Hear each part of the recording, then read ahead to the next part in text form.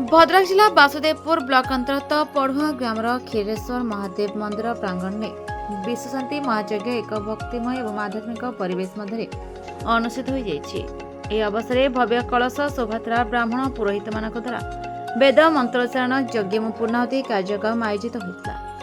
दीर्घ 26 वर्ष धरी पालित होता यह आध्यात्मिक उत्सव में 16 ब्राह्मण द्वारा मंत्रपाठ कर आचार्य पद्मनाभ त्रिपाठी मुख्य पुरोहित भाव में पूजापाठ संपन्न करते। विश्वशांति महायज्ञ कमिटर सभापति सुरेश चंद्र पाढ़ी, संपादक सत्यानंद मिश्र और कोषाध्यक्ष रमेश चंद्र स्वाई मुख्य दायित्व तुलाई।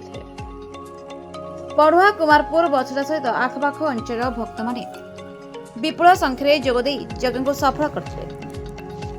यज्ञ शेष में बहु संख्यारे भक्त माने प्रसाद सेवन करते। समग्र कार्यक्रम में ग्रामवासी सक्रिय सहयोग देखा मिलता।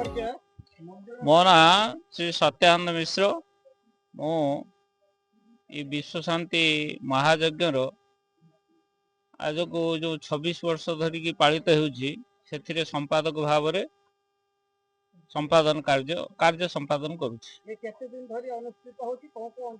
2001 मसीह 2026 मसीहा है। एटा 26 वर्ष पदार्पण कर 3 दिन धरिक अनुष्ठित हुए। पूर्व दिन अधिवास होता है और 3 दिन धरी यज्ञ कार्य चालू रहे।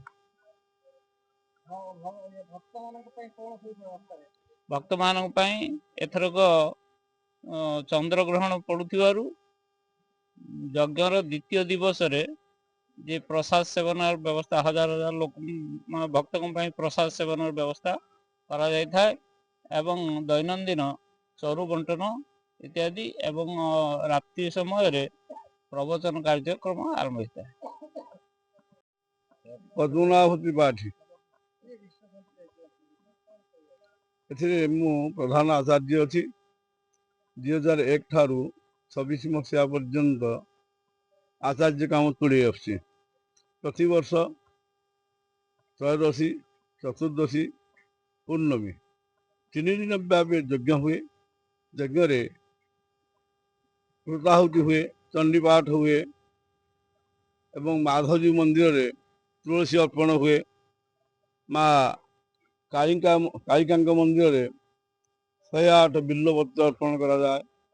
हनुमान पूजा हुए। यज्ञ नारायण हवन कार्य हुए। दिवसीय त्रयोदशी चतुर्दशी पूर्णमी क्षीरेश्वर पीठ पढ़ुआ प्रतिवर्ष यज्ञानुष्ठान हुए यज्ञ पढ़ुआ कुमारपुर बसदा समस्त साहाय्य यज्ञ उद्यापन हुए चलिए। मो ना श्री सुरेश चंद्र पाढ़ी मु जने रिटायर्ड शिक्षक।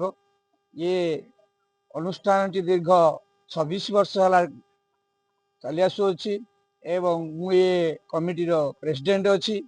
ये यज्ञानुष्ठान बाबा क्षीरेश्वर दयारु पढ़ुआ कुमारपुर बछदा 3 ग्रामर लोक माने अकुंठ साहाय्य करुछंती।